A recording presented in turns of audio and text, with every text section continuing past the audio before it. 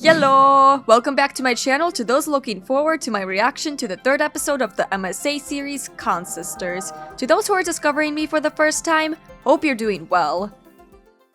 Or at least okay. You might want to check out my other two MSA Con Sister videos before watching this one, as nothing would really make sense right now without the context. Now then, if y'all thought the previous two episodes were weird, this one is very, hella, low-key, high-key, mid-key, beyond weird. I sure got some good commentary on this one, so grab your food, drink, settle down at your cozy place or at your not-so-cozy office desk, and let's watch together! Your mom, she isn't okay. There will still be other hospital expenses, and you girls will have to figure out something soon. Oh? There's a recap for the episodes now? Honestly, with all the craziness that happened in episode 2, it's probably necessary. Can you tell me where the trial patient files are? When we visited Mom next at the hospital, I was able to slip away and retrieve Mom's file and another patient's who was receiving the drug. That night, Meredith and I used every Photoshop skill we had to make duplicate copies, complete with the hospital's seal and everyone's signatures to ensure that Mom was the patient chosen for the treatment. And the next day, I slipped the files back in. This seems very much so like a tutorial of how to commit a felony. Possibly multiple felonies. I knew what I'd done was wrong, and I'd broken at least 5 different laws. But as I walked away, I didn't feel like a criminal at all. I mean, I guess if you're placed in a situation where your mom has a chance of dying because she wasn't selected to get treatment, you'd feel as though doing whatever you can to give her the treatment is morally right. I was walking down the hospital corridor with Freddie when Meredith came running towards us. No, not that hair. Is it just me or does that hairstyle actually look bad? It's mainly because of the random lawn strand. Like, what is that? Where have you been? Mom's awake. She's finally awake. Oh my god, seriously? This better not be a joke, Meredith. I swear on my beautiful face, it's the truth. The doctors are just checking her vitals. Of course, Meredith has to say a narcissistically toned comment. Can you girls stop making so much noise?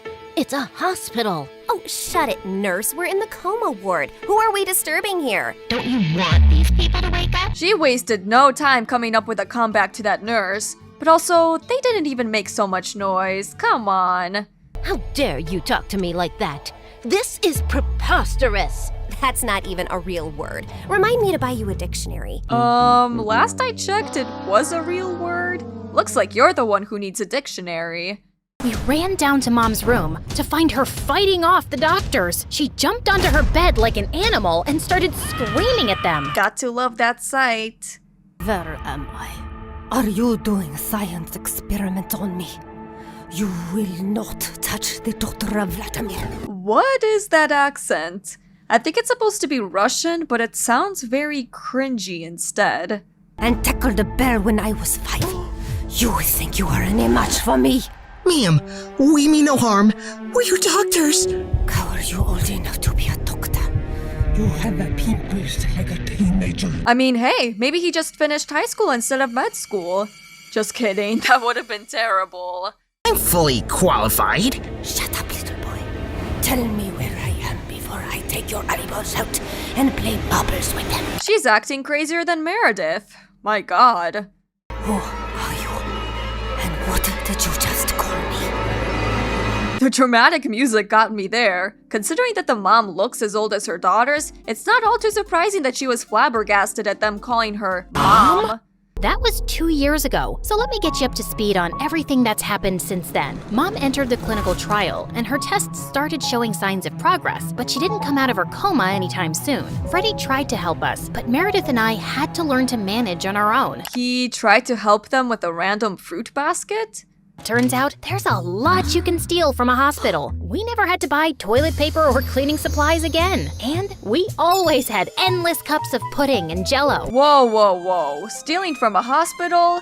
That's just wrong, man. Also, the puddings and Jell-Os probably taste disgusting anyway. Have you ever had good food at a hospital? I sure have not. Meredith, is that diaper cream you're putting on your face? A girl's gotta moisturize. It's very hydrating. My face is as soft as a baby's butt. Ugh, I feel disgusted by the idea of using diaper rash cream as a moisturizer. I mean, if it works, it works. I just would never use it like that. What did you score today? More useful things like new bed sheets, pads, towels, and batteries for our TV remote. Has no one at the hospital ever seen or suspected them stealing? It would be hard to hide bed sheets and towels. But we still needed money, and after high school, we went back to our conning ways. I always pushed away the guilt and justified it to myself with things like, we needed the money, we had no other choice. Or, better idea, why not get a job for money? Or is that too normy for them? But I have to admit, I also felt a thrill every time we outwitted someone and got away with it. I feel like there might be some sort of underlying problem if they enjoy stealing and tricking from others all the time. But hey, what do I know? It started out small, like hitting venues of concerts and games in different cities and selling fake tickets to desperate fans, hoping to get in at the last minute for twice the regular price. As Meredith proudly said in the first episode, Some people deserve to be tricked. Or going to the American Idol audition venues and convincing hopeful contestants that we were part of the TV show crew and we'd get them through to the next round if they paid us a little money. how do they even manage to end up backstage there? There's got to be lots of screening involved to be there, right? I guess the logic is always thrown out the window. Then, we set up an Instagram matchmaking business account with tons of fake success stories. We were getting booked for our services by loads of women. See, the dedication here is unreal. If only they put this much dedication into a real job. Imagine the potential promotions. We'd always meet at the client's house in disguise. What is this exquisite dessert? It's like a cloud melting in my mouth. It's a Japanese cheesecake, delivered fresh every day from Japan. She's single-handedly keeping Japan's cheesecake economy afloat. One piece at a time. You are just the kind of people I like. Ow! Same. Meredith is based sometimes. Yes, business. This is your daughter? Oof. We know she's a bit plain. A bit plain? I think that woman looks a bit plain. At least her daughter's got a unique look. And she's 6 feet tall? With that face? Is her case hopeless? Oh no, we've dealt with a lot of uggos before. Believe me. Ow! Meredith, keep your thoughts to yourself. My god. What my partner means is, there's someone for everyone out there, and we're experts at making those two people meet. we'll need a small advance, and we'll bring you a portfolio of suitable bachelors in a week. This is the best corporate speak I've heard in a while. Of course, people soon started commenting on our page, calling us frauds and reporting our account, but we made a good amount while it lasted. Brah, people could sue y'all for fraud. You're lucky they're seemingly too stupid to do that. We tried out a wedding planner service next. How much will all this cost? You can't put a price tag on happiness. Uh-huh. That's how salesmen try to get you. Just keep spending your money. Happiness goes above responsibility. Daddy will have a heart attack. He's gonna have one anyway. I just saw him eating a block of cheese. Why should that stop you from having the wedding of your dreams? That's kind of weird, not going to lie. Do you cheese lovers do that, or do you eat smaller chunks of it? When that went bust, we became travel bloggers and influencers. Girl, what is that face? With our huge number of fake followers, we managed to get into the best hotels for free as long as we wrote a review. This is another illogical thing, I guess. You know people can easily tell if followers are bought, right? Also, I'm sure Instagram would flag your account as suspicious anyway, if they feel as though you bought followers. Room service? Yes, we'll have 2 lobsters, 4 sushi platters, 2 beef burgers with fries, the prawn tempura, the fish tempura. Okay, anything with the word tempura. And why don't you bring up the entire dessert menu? Thanks! As if you can afford that. And we were always on our toes, traveling from place to place, changing disguises, trying not to get caught. The only person who had any idea of our activities was Freddie. But whenever we went back home, he was always happy to see us and never asked questions. How convenient. Not like he'd be able to do anything anyway. Might as well just stay quiet. 2 years had gone by like this, and Mom was finally awake, except she didn't remember being our mom. Now, we had no chance to ask her about the fake IDs and laptop we'd found, because all she seemed to remember was her childhood in frickin' Russia. There was literally no indication that she was Russian in the previous 2 episodes. Looks like they just added a random plot point. And the doctors explained that she'd lost most of her memory, and they were unsure if she'd regain it. Oh, my girls. I am so sorry I don't remember anything about you, but I feel a connection to you. as strong as the frost on my toes, walking barefoot in snow, and as sweet as the smell of my grandmother's honey cakes, and as deep as the violet skies of Siberia, and... Yeah, we get it, Mom. We love you too. Yeah. And you tackled a bear at 5 too, apparently. As the three of us sat in a cafe later, I was still trying to process everything when I saw Meredith had a faraway look on her face. I know that face, Em. What are you planning? Oh, Nothing. just thinking how excited Arthur will be when he finds out Mom is awake. What? Who's Arthur? You're talking about our neighbor, Arthur? Yeah, he's been visiting Mom every week for 2 years. Mom always found him irritating. What are you saying exactly? What if we convinced Mom that she was deeply in love with Arthur before she went into a coma? I'm sure he won't have any problem playing along. Maybe we even say that they were engaged before she got sick. If we set them up, Mom will be taken care of for life. Arthur is rich with a capital dollar sign. Yeah, sounds like a great idea. Just set up your mom with a random man whom she doesn't even like. What could go wrong? Wow, Meredith, you're a frickin' genius. Jeez, why are you girls always scheming? Because our parents are not neurosurgeons. You can't use that excuse forever. Watch me. Why be a gold digger when you can have your mom be one instead? Unintentionally in this case. Like we expected, Arthur immediately agreed, and we got to work. We photoshopped tons of pictures of Mom and him, and soon he even turned up with a giant emerald ring. If he really cared about her, as he claims to do, he wouldn't have gone along with it. No offense. You chose this Russian emerald ring from an antique shop where I proposed to you. Oh, it is so beautiful. I wish I remembered all of these moments, but I do feel a connection to you. This just makes me feel uneasy. Is it just me? He's taking advantage of her. As Arthur and Mom kissed, Meredith and I walked out of the room and burst out laughing. Oh God, my tummy hurts. Are we doing the right thing? Fooling Mom? No, definitely not. She's no fool. She asked me how rich Arthur is yesterday. Now she feels very connected to him. Okay, maybe intentional gold digger then? And within a month, Mom was walking down the aisle in a grand wedding in Arthur's garden. Of course, Meredith and I had made all the arrangements and totally overcharged Arthur. I promise to cherish and to love you forever, and follow you to the ends of the earth. He said it in such a pretending type of way. Is it just me who thinks that? We will go to Russia and start our new life there in the lovely house you have bought me as a wedding gift. And yes, I will cherish and love you and whatever, etc., etc. Yeah, I think I love you. Like, I should probably mention that on my wedding. Did you just hear what I just heard? Are they moving to Russia? That can't happen. Is it too late to object to this wedding? It would be a whole new adventure, though. Just kidding.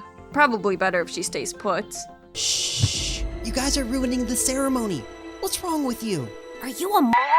You know she can't go to Russia? Why not? She's Russian, isn't she? Oh yeah, she shouldn't go to Russia. Freddie is so clueless in this episode. I kinda love it. Hold it, everyone. Sorry, Mom, but you can't go to Russia. Oh, sweetie, I will take you girls with me, don't worry. We're taking them with us? Damn, sir, you should know what you're getting into. They will become your stepdaughters. Which is kind of crazy. Low-key. No one's going to Russia. Can we, discuss this later? You're ruining the moment. He really wants this. Like, really wants this. Arthur, shh. Listen, Mom, we need to talk. As I got up to talk to Mom, I tripped on my dress and crashed into this big cage holding 100 pigeons, and they all started flying off. This was supposed to be for after the ceremony! That's what you're worried about? Not about whether Claire is okay or not? Makes sense considering his previous comment. But suddenly, those pigeons turned vicious and came back to attack everyone. They clawed at people's hair, poked them with their beaks, and pooped everywhere. Bruh, how does that even happen? Anytime I'd come near a pigeon, it'd fly away instantly. Meredith and I grabbed Mom's arms and dragged her home. What is wrong with you two?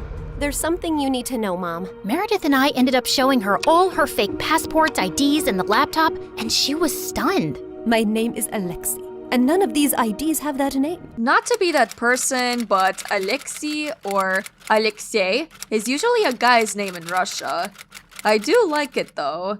Mom, we don't know who you really are or why you left Russia. What if you were a spy or some sort of criminal? What if you're wanted in Russia? If you go back there, you might get arrested or worse. It sounds outlandish at first until you see all the fake IDs and stuff. Then you realize that Claire might have a point. Apparently, many years ago, some bad people were looking for you, and we don't know why. You have to stay here and keep a low profile. Oh yeah, the old couple. I completely forgot about them. But I want to find my parents and see my home. It's all I remember. You can't risk it. Not till you get your memory back. Wait, what about the home he gave her as a gift? Is it just going to be used as a vacation home in the future? We're sorry. We hugged Mom as she cried, then fixed her makeup and returned to the wedding. That kind of sucks. I guess she's stuck with Arthur instead. Stop, everyone. The wedding isn't over yet. And Arthur, Mom wants to move to Hawaii instead. Did she come up with that on her own? Or did you influence her to want to move there? Arthur was very confused, but they finally got married. Later, as everyone moved towards the dance floor, Freddie asked me to join him. So, now your mom is well and you have a rich stepfather. What are your plans? I mean, just because they have a rich stepfather, it doesn't mean that he would share his wealth with them, especially if they're over 18 at this point. Let's just hope he's nice enough to, I guess. I like traveling around with Meredith. Maybe I'll do that for some time. There isn't any reason to stay here anyway. Ouch. Why don't you just hit me with an axe? Of course, there's you. I can always come visit. That's not good enough, Claire. Oof, that was a hard hitter. Look, I have to say this now. I've been in love with you since forever, and let's not pretend you don't know that. Don't you think you can give us a chance? We're best friends, and I'd do anything for you. Damn, just like Meredith said before. Oh wait, in last episode, Claire said that she'd use his crush to her advantage. I know, Freddie, but I just can't. I love you, but not like you want me to. You can try dating me. Maybe you'll feel differently. I don't think I will. Freddie just unlocked the Bro Zone achievement. Rip. And I can give you a good life. You don't need to live like a freaking criminal anymore. Some people might call me an artist. Con artist, yeah. Still a criminal. Maybe I enjoy being one. It's kind of thrilling.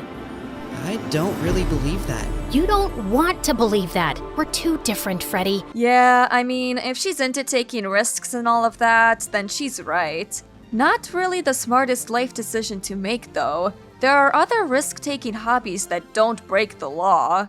I wish I'd said something else when I saw Freddie's hurt face, but there was no easy way to let him down. He kissed me gently on the cheek and walked away, and I felt a lump in my throat. Mom moved to Hawaii with Arthur, and Meredith and I went down a crazy path over the next few years. There wasn't a scam, fraud, or con we didn't attempt. For a few years, goddamn. At this point, they're definitely pros at this.